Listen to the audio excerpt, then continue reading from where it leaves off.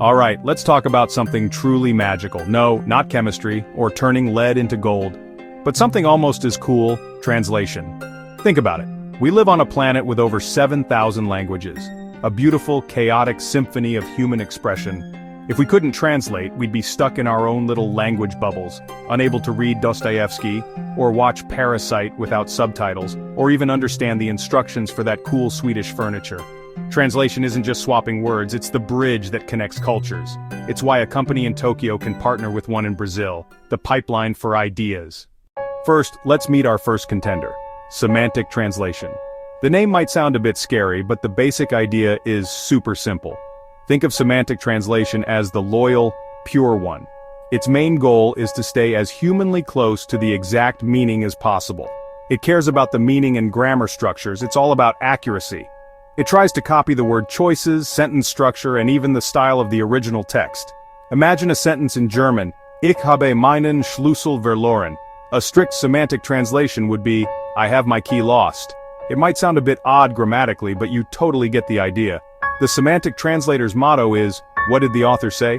This method shines in contracts, technical manuals, scientific papers, and religious texts, where accuracy can't be messed with. It wants to make an exact copy of the original, a translation that's close, and sometimes uncomfortably close. Narrator. Now let's swing the pendulum to the other side, and meet communicative translation. Narrator. If semantic is loyal, communicative is a charming diplomat. Its goal is to make an impact on its new audience.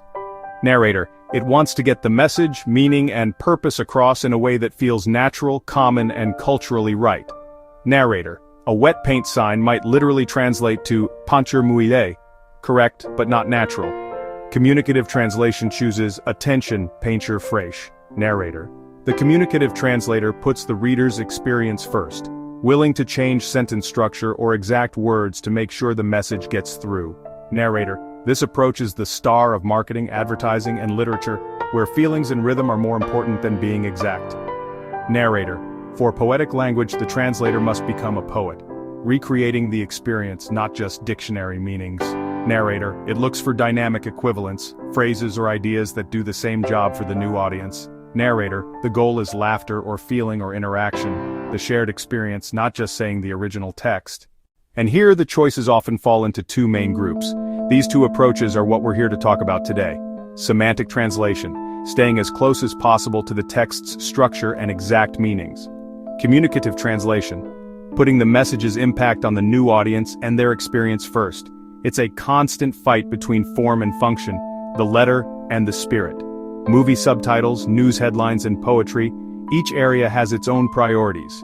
Semantic translation preserves. Communicative translation polishes. Each serves a different purpose. Translators are detectives, artists, and cultural anthropologists.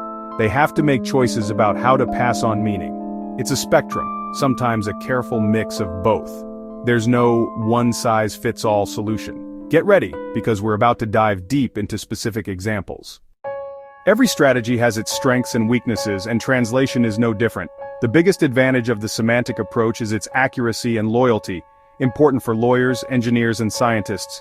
However, translations can seem stiff, strange, and sometimes funny, failing to capture emotional details. Communicative translation produces natural, smooth text, effective for marketing, literature, and persuasive texts. But freedom can lead to losing accuracy, leaving out details, or adding the translator's own bias. There's a fine line between a great adaptation and an unfaithful one. Translators have a lot of power. In reality, talented translators know how to move between the two approaches, sometimes keeping a word, and sometimes creating a cultural equivalent. Thinking about the purpose and context decides which approach to choose. The ability to balance is the translator's skill. Now let's see real examples that show the results. Theory is great, but let's see how these two methods play out in the real world. Our first stop, the world of movies. In France, the original title was kept. In Spain, it became Olvídate de mí, an example of communicative versus semantic. Global campaigns like HSBC are translated communicatively to avoid cultural misunderstandings. In an international court, exact accuracy can save cases. Uncertainty is very important. The phrase "sort of bluish-green" carries uncertainty. Communicative might simplify it to teal, but the court needs accuracy. Camus' example shows a mix, a close, accurate translation next to a communicative translation that keeps a word to create emotional impact. The best translators move between styles, a careful mix of keeping and emotional support. Results differ by field. Literature is in a gray area, law is clearly semantic, ads are communicative. Next time you think like a translator, think about this spectrum. The big question remains, which is better? And the answer depends entirely on the situation. Choosing between a semantic and communicative approach is like choosing a cooking tool. Each tool has a purpose. Lean towards semantic when the form is as important as the content, contracts, patents, wills, technical specs, medicine instructions. Communicative shines in marketing, advertising, novels, theater, magazine articles, websites, and video content. Usually a technical translator leans semantic, and a literary translator leans communicative, but both go back to the original when needed. The art of translation is moving along the spectrum, sentence by sentence, considering the purpose, audience, and tone. What's most important, the words, the feeling, or the function? The answer decides the choice for each sentence. The ability to answer these questions sets great translation apart. It's a skill developed with practice. Now let's celebrate the work of translators who build bridges between us. So, we've traveled through the complex and wonderful world of translation. From the accuracy of word for word to the diplomacy of the communicative approach, translation is far from mechanical.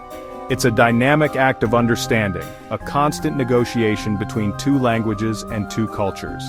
It needs language skill, cultural understanding, and clear empathy for the goal. One builds a bridge that shows every brick, the other builds a bridge you forget you're crossing. Both are right. Next time you read a translated novel or watch a movie, remember the translator's choices and the text's journey. Cheers to the translators, the unsung artists who build bridges of understanding, one careful word at a time. The world is smaller and richer because of their work. You can be true to its words or to its spirit. Both are needed. Thank you, translators.